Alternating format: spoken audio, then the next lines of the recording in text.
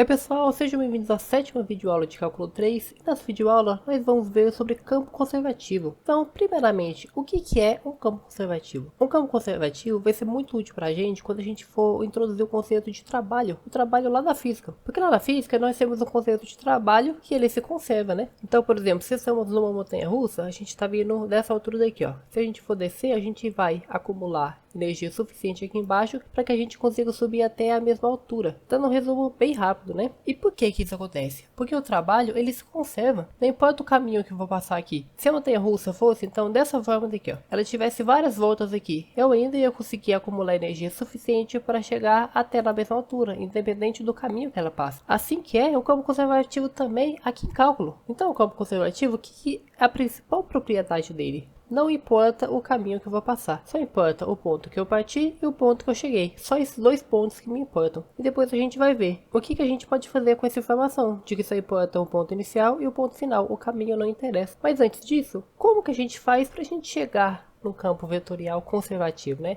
Porque todo campo conservativo obrigatoriamente é um campo vetorial também. Então, o campo vetorial conservativo, ele sempre vai ser o vetor gradiente de uma função escalar. Então, vamos pegar uma função bem simples aqui, ó. Vamos pegar a função f de x, y aqui, ó. X ao quadrado mais y ao quadrado. O vetor gradiente dessa função daqui, a gente vai derivar ela em relação a x e depois derivar em relação a y, né? Então, esse daqui vai ser o meu vetor gradiente. Então, o que é isso aqui? É um campo conservativo. Nesse campo daqui, ó, em específico, se eu for fazer uma integral de linha no campo vetorial, a única coisa que vai me importar é o quê? O meu ponto final e o meu ponto inicial. Por onde que ele passou não interessa. Então, o que isso quer dizer? Que se eu tivesse duas integrais aqui, ó. Eu tivesse, por exemplo, a primeira integral. A primeira integral, ela está numa curva 1 dessa função daqui, ó. Vou chamar essa função daqui de f zona. Então, nessa função daqui, se eu fosse fazer uma curva aqui, ó, vou chamar de curva 1. Se eu fosse fazer a integral de linha dessa função daqui e de outra função também, com outra curva qualquer. Se as duas curvas começarem no mesmo ponto e terminarem no mesmo ponto, por exemplo, vamos supor, a curva 1 aqui, ó, essa curva daqui. Ela começa e terminou aqui, ó. Começa aqui e terminou aqui. Essa segunda curva, ela começa aqui também, só que ela passou por um caminho totalmente diferente e terminou no mesmo lugar. O que isso quer dizer? Só importa o ponto final e o ponto inicial. Então quer dizer que essas duas integrais de linha daqui, ó, mesmo que sejam em caminhos totalmente diferentes, elas vão dar o mesmo valor para mim. E também com isso a gente chega em outra propriedade muito interessante, que só importa o ponto final e inicial, né? E se eles forem o mesmo? Por exemplo,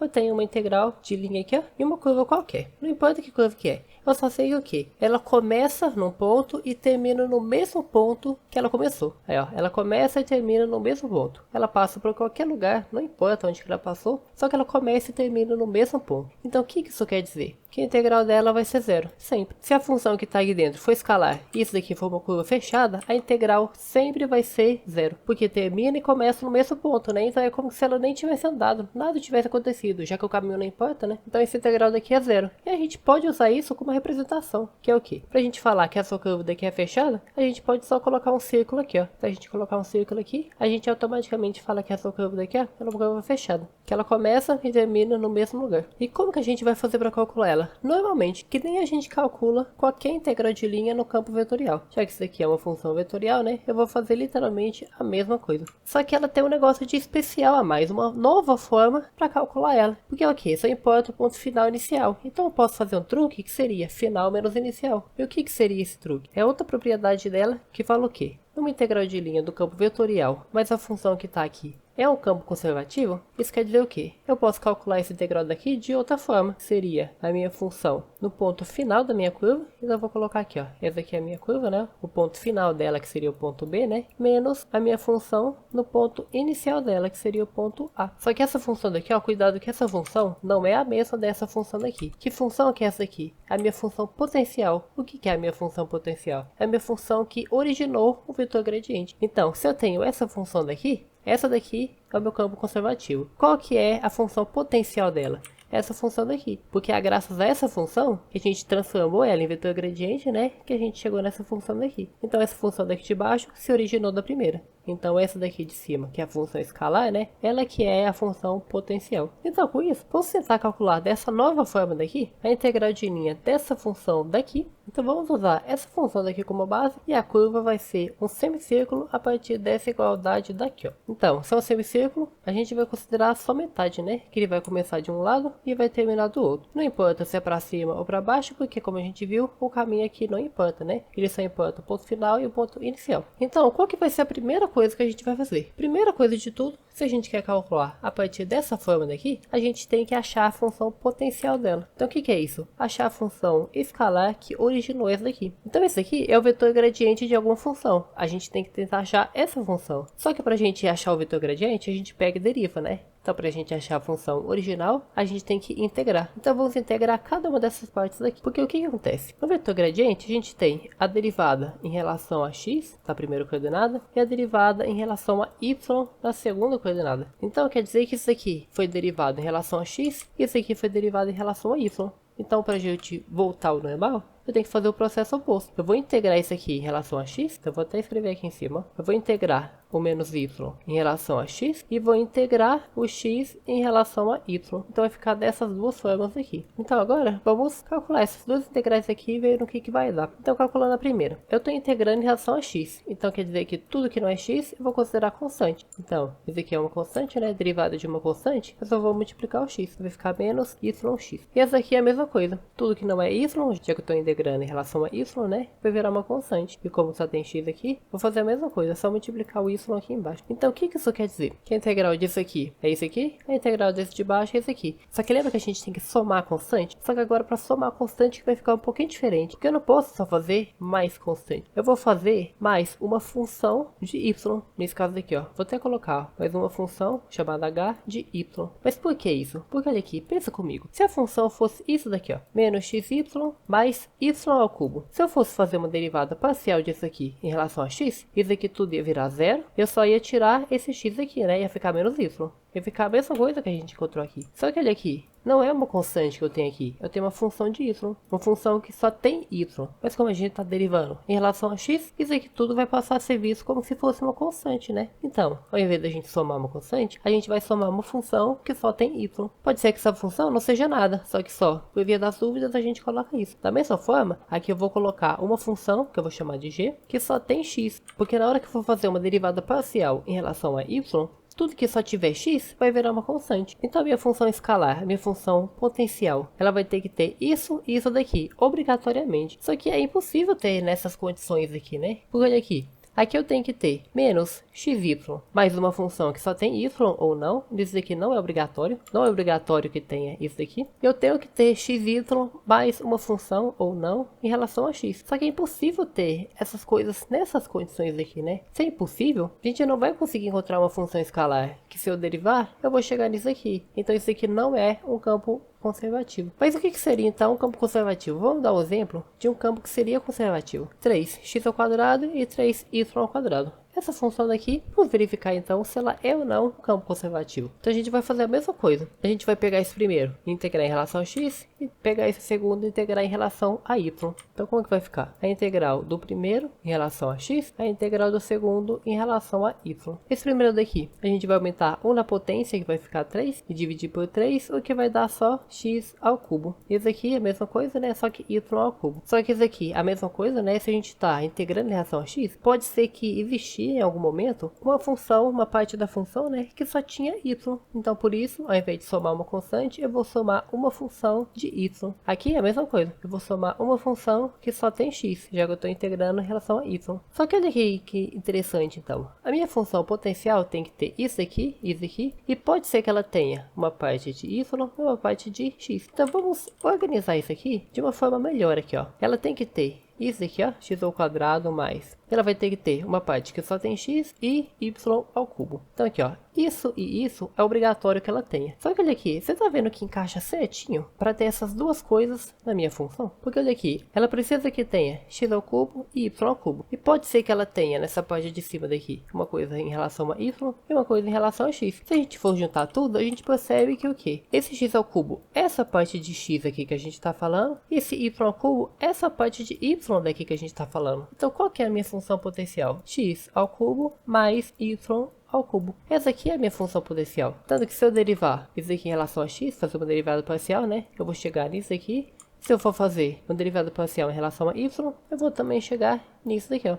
Então essa aqui é a minha função potencial, é a minha função original, que deu origem ao meu campo vetorial. E fazer essas integrações aqui é um pouquinho complicado, porque a gente tem que ficar batendo o olho e tentando identificar. Essa parte que a gente chegou é obrigatório, mas pode ser que tenha uma parte de y e uma parte que só tenha x aqui, ó. Se pode ser que tenha, pode ser que uma dessas coisas já apareceu aqui pra mim, né? Essa parte de y apareceu aqui pra mim, na integral de baixo, né? E essa parte de x apareceu aqui pra mim, na integral de cima. Então, tá vendo que as informações elas se completam? É como se fosse, se a gente for usar um pouco a nossa imaginação, né? É como se fosse tipo um caso policial. Cada pessoa vai nos dando informações e a gente tem que ir juntando ao longo do tempo. Essa primeira integral aqui, ó, ela deu qual a informação? Que tem com certeza x ao cubo. E ela falou, pode ser que tenha outra parte de x também, eu não sei. E essa daqui de baixo falou, eu tenho certeza que dá y ao cubo. Mas pode ser que tenha também uma parte com x aqui, ó, eu não sei. Aí a gente pega essas duas informações aqui, a gente vai juntando todas as informações e a gente chega. Ah, então, essa parte daqui, a integral de baixo, falou que podia ter uma coisa com x, deve ser isso aqui, ó. Enquanto a integral de cima falou que podia ter uma coisa com y, né? Então deve ser esse y daqui, ó.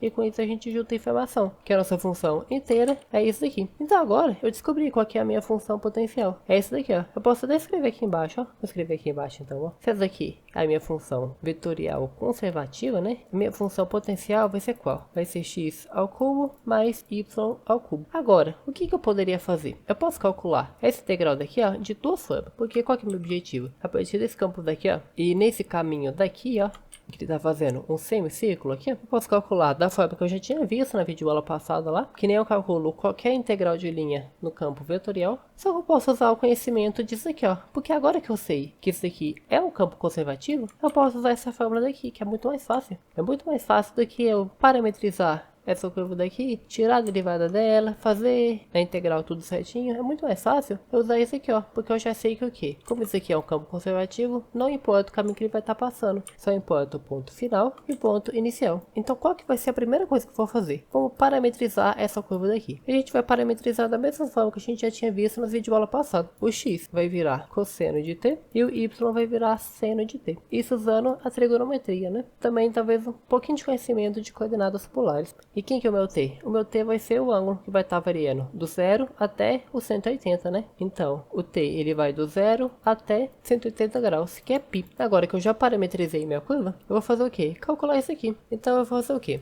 Na minha função aqui, ó, eu vou substituir todo mundo pelo x e y da minha curva e o t eu vou substituir por b, que é o ponto final, né? Então vamos até escrever aqui, ó, ele está indo de 0 até π. Então qual que é o meu ponto final? É π. Então o meu b é π, enquanto o meu a é o meu ponto inicial aqui, ó. Então vai ficar como? Da minha função potencial e o meu x vai ser quem? Esse x aqui, ó, já que é o x da minha curva, né? Cosseno de t, só que quem que vai ser t? O meu t vai ser o t do ponto final, né? E quem que é o ponto final? É π. Então já vou substituir o t também por π. Então, cosseno de t, só que o t eu já vou estar substituindo pelo ponto final, que é π. Enquanto o meu y vai ser esse mesmo y daqui, ó, seno de t. Só que o t, novamente, eu vou estar substituindo pelo ponto final, que é π. Então vai ser essa função daqui, menos a mesma coisa. Só que aqui eu vou estar substituindo o x por cosseno de t, só que o meu t aqui agora vai ser do meu ponto inicial. Quem que é o meu ponto inicial? É o 0. Então, menos 0, cosseno de 0, né? E o y vai ser também seno de t. Só que o t, ele também vai ser 0, do ponto inicial. Então é isso que eu vou ter que fazer. Só que quem que é essa função daqui? É a minha função potencial. É que eu tinha achado essa função daqui, ó. Então qual que vai ficar? X ao quadrado mais y ao quadrado. Só que quem que é meu x? Cosseno de π. Então a gente pode até calcular aqui já, né? Cosseno de π dá menos 1, enquanto seno de π dá 0. Aí cosseno de 0 dá 1, enquanto seno de 0 dá 0 também. Então, em outras palavras, eu vou substituir o x por menos 1 e o y por 0 nessa primeira daqui. Então o x por menos 1 elevado a 3, né? Já que a minha função potencial é essa daqui, né? Então o x vai ser menos 1 elevado a 3, então menos 1 elevado a 3, mais o y elevado a 3, né? Só que o y é 0, então vai ficar 0 elevado a 3. Isso tudo menos isso daqui, né? Então, menos 1 elevado a 3, então 1 elevado a 3, mais 0 elevado a 3. Então, como que vai ficar tudo isso aqui? Menos 1 elevado a 3 dá menos 1. 0 elevado a 3 dá 0, né? Não vou nem escrever aqui. Agora, 1 elevado a 3 dá 1, 0 elevado a 3 dá 0, né? Não vou nem escrever aqui. Mas esse menos com tudo isso aqui, toda essa conta daqui dá 1, né? Então, menos isso daqui menos 1 também. Então isso aqui no final das contas deu menos 2. Então todo esse integral de linha daqui vale menos 2. Então se a gente tem um campo conservativo, a gente pode calcular a integral de linha como qualquer integral de linha, que a gente já tinha visto nas videoaula passada, ou a gente pode tentar usar essa forma daqui, ó, que ela consiste no que? A gente descobrir a nossa função potencial e depois substituir o x e o y dela pelo meu ponto final e o x e o y dela pelo ponto inicial. Talvez ficaria mais fácil aqui se a gente fizesse o seguinte, ó, a gente tentar descobrir quem que é o nosso ponto inicial e quem que é o nosso ponto final. Porque isso aqui é a minha curva, né? A minha curva no B aqui, ó, é o ponto final. Então esse aqui, ó, nada mais é que o meu ponto final. Enquanto esse aqui, ó, nada mais é que o meu ponto inicial. Então o que que eu poderia estar fazendo? Poderia também descobrir o meu ponto final e o meu ponto inicial e substituir aqui, que eu acho que ficaria talvez até um pouquinho mais simples. Vamos ver como ficaria aqui, ó. Se a curva vai do 0 até π, meu ponto final vai ser quem?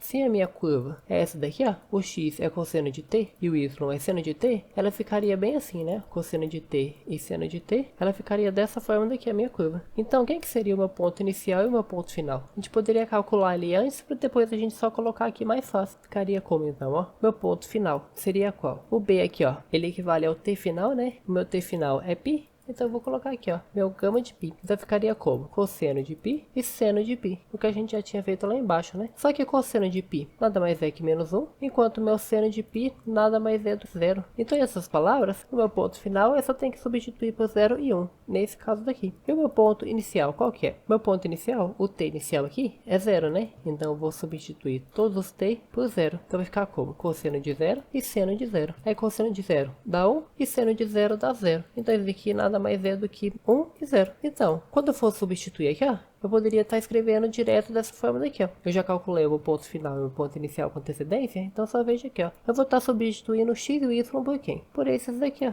No meu ponto final, menos 1 e 0, então vamos colocar aqui, ó, menos 1 e 0. No meu ponto inicial, eu vou estar substituindo pelo ponto inicial que eu acabei de calcular ali, ó. Quem que é? Meu ponto inicial aqui, nada mais é do que 1 e 0. Então eu vou colocar aqui, ó, 1 e 0. E a gente vai chegar na mesma coisa que a gente tinha feito lá antes, né? Aqui é o sinal de menos, né? Eu coloquei errado sem querer. E a gente vai chegar exatamente no que a gente tinha feito lá antes. Então, menos 1 a gente vai substituir pelo o x que está aqui nesse primeiro quadro. A gente vai substituir por menos 1. No segundo quadro a gente vai substituir por 1. Então como que ficaria? Se a minha função potencial é aquela ali que está escrita em cima, x ao cubo mais y ao cubo, f de menos 1, 0, vai ficar o quê? Menos 1 ao cubo mais 0 ao cubo. Aí tudo isso aqui vai dar menos 1, né? E no meu ponto final ali, que é 1 e 0, que é o que a gente tinha descoberto aqui, ele nada mais é que 1 ao cubo mais 0 ao cubo, que nada mais vai dar do que 1, né? Então como que ficaria? Isso menos isso. Então, menos 1, menos 1, que vai chegar no 2 da mesma forma, né? Porque é o que a gente tinha feito antes, só que de uma forma mais passo a passo, né? Primeiro a gente calculou o ponto final e o ponto inicial, foi aqui em cima, né? A gente calculou nos valores aqui de x e de y. Aí a gente substituiu aqui e calculou cada um dos valores da função aqui embaixo. Depois a gente só substituiu aqui, né? E chegou no mesmo resultado. Então, se você está mexendo com o campo conservativo, você pode calcular a integral de linha dessas duas formas. Dessa forma daqui nova, ou da forma que você tinha visto nas videoaulas passadas. Então, essa foi a videoaula, espero que tenha dado para vocês tudo. Talvez um pouquinho mais confuso, principalmente em relação a essa fórmula daqui, né? Mas é só fazer tudo passo a passo que vai dar certo. Mas qualquer dúvida, deixe nos comentários e até a próxima videoaula.